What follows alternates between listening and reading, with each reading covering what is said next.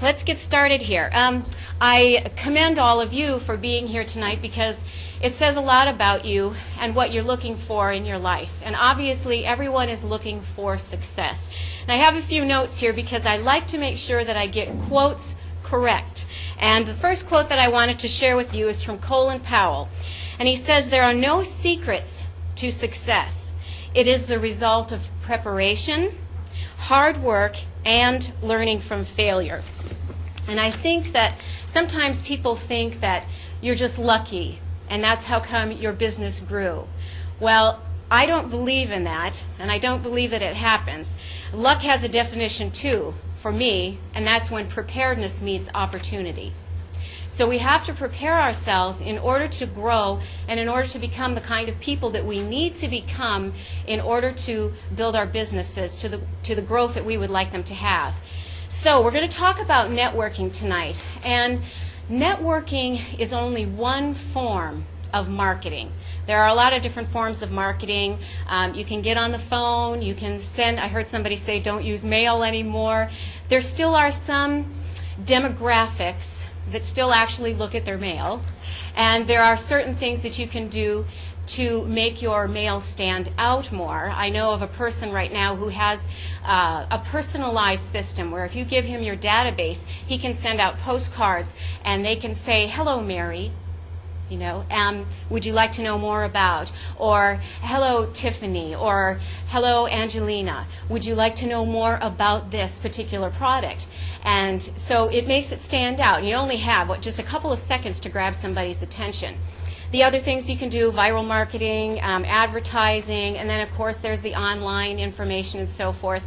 But today we want to focus in on networking and networking face-to-face, not online networking. That is not my specialty. But I will tell you that you always need to have at least two different types of marketing going on at the same time. So if you're involved in marketing groups and so forth, you want to do something else. And I have done various types of, I've tried things, and if I've gotten some results, I've stuck with it. And if I haven't gotten the result I wanted, I'm trying something else. Now, I am currently back to cold calling on the phone, which is probably my least favorite thing in the world to do. But those things that are our least favorite things to do also help us to grow the most as well. So I'm doing that. Patrick mentioned that we have luncheons at our bank. This is a very soft form of marketing, and by some of your introductions I can tell that some of you do something nearly similar because you do perhaps a free hour of coaching or a free 30 minutes of coaching, whatever it might be. But you give somebody a little bit of a taste, you develop a rapport with them, and they get to know you better. So our luncheons have worked very well at the bank because I just simply go to networking events. Perhaps it's an event that the chamber is putting on. I meet people and I invite them to come to lunch. Come and meet our CEO. Now the nice thing about it is our CEO actually hosts the luncheons, and how often will you ever get invited by a CEO of a bank to be able to come and have lunch with him? So it's a really nice opportunity, and it opens the doors for people to come in and to see what the bank is like, and then I take it to the next step. So keep that in mind and apply that however you can to what you're currently doing. How would anybody define networking? If I were to ask you, how would you define it? What is networking? Meeting people. Meeting people? Okay. Meeting people. Delia. Meeting, yes, absolutely. Deborah? Locating potential strategic partners in the group and then meeting that person. Very good. Very good. Deborah? Initiating relationships that you follow up on. Right. Right. That's. I keep hearing repeat, and this is good. Angelina, you had a comment. Great. Very good. Very good. Annette, did you have a? Yeah, getting to know people so you can tap into their Right. Very good. That's a very good element. Yes. Exchanged information. Yes, yes, very good. Ria? I would say you're there for a common purpose and you're building business connections. Right. Absolutely. Yes. Yeah, Jacqueline. Thinking Very good. Very good. These are all very good explanations. And actually, we'll be talking about all of those different elements that you've brought up. Does anybody know the difference between a networking partner and a mastermind group? And I will, yeah, Brad. Yes. You do. You do what it, you okay. Well, that's good. Okay. Does anybody that does, raise your hand? Okay. Well, it's good that you're raising your hand, because oftentimes I hear people using the term that they belong to a mastermind group. And I would like to give you the definition of what a mastermind is, defined by the person who actually coined that phrase. Okay?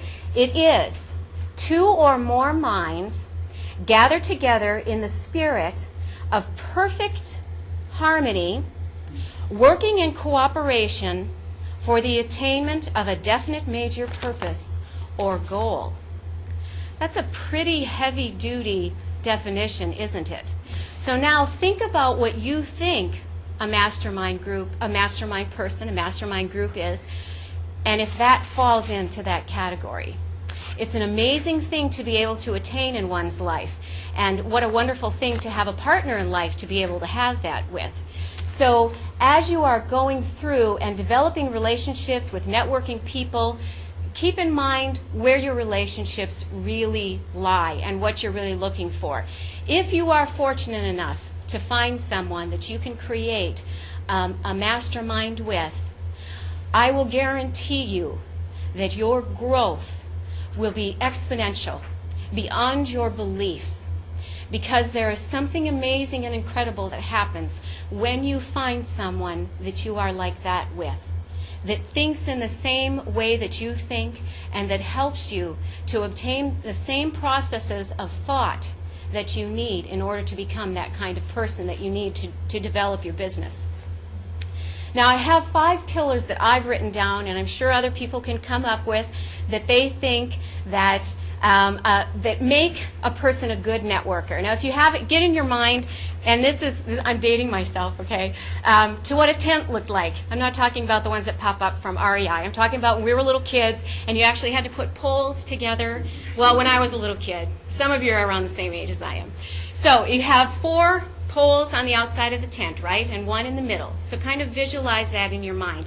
Pictures are really good for you to help to remember those things. So even if you wanted to draw that on the back of your paper, the first pillar that makes a good networker is confidence.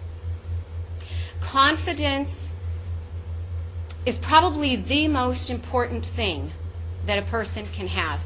And I'm actually going to come back to confidence in a few minutes. The second thing is trustworthy.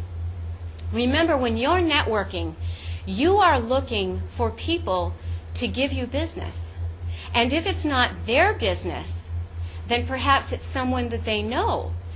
You want them to refer you, don't you? Are you trustworthy of that referral? When I give a referral, that's me telling someone, I trust this person, you can talk to them, you can do business with them, and they will live up to your expectations. So that means that my reputation is on the line. Can you live up to that? So keep that in mind.